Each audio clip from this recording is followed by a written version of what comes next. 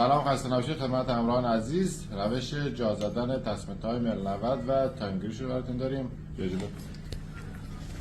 اول میسوبابا رو با وسیله ابزار مخصوص قلف میکنیم. نیمداری بزرگ پایین، نیمداری کوچیک بالا، هر دو سمت میسوبا. بعد میلنگ هم به وسیله ابزار مخصوص خودش از پایین قلف میکنه.